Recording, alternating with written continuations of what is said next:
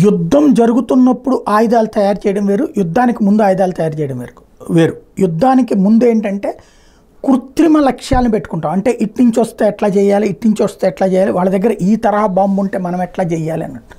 But యుద్ధం ప్రారంభమయ్యాక అనుభవాల్ని బట్టి టెక్నాలజీని మార్చుకుంటాం అన్నటువంటి అవకాశం ఇప్పుడు రష్యాకు వచ్చింది. అందుకోసమనే ఆర్టిఫిషియల్ ఇంటెలిజెన్స్ బేస్డ్ మిషన్ గన్స్ని కొత్తగా కనిపెట్టింది. ఇప్పటిదాకా AK-47లు, AK-56లు ఇవన్నీ పక్కకి వెళ్ళిపోయింది. ఇక సరికొత్త AI మిషన్ గన్స్, వీటి కెపాసిటీ ఏంటంటే వీటికి ఒక లెన్స్ ప్లేస్ ఫిక్స్ చేస్తారు. ఆ లెన్స్ పరిధిలోకి ఒక ఆబ్జెక్ట్ కనబడితే, మనిషి మూమెంట్ కనబడితే, హ్యూమన్ టచ్ కనబడితే కాల్చవతలు పడేస్తుంది, చంపేస్తుంది అంతే. ఇక పైన మ్యాన్ పవర్ సైన్యాన్ని తక్కువ సైన్యంతో ఎక్కువ పని చేసుకోవడానికి ఒక సైనికుడు 10 మిషన్ గన్స్ పెట్టేసి ఆ వెనకాల చూస్తూ కూర్చుంటే సరిపోతుంది. సరిహద్దు ప్రాంతాల్లో మనకి పాకిస్తాన్ దగ్గర సరిహద్దులో ఇది చాలా హై, చొరబాటుదారులను ఎక్కడికక్కడ డైరెక్ట్గా AI మిషన్సే లేపేస్తాయి.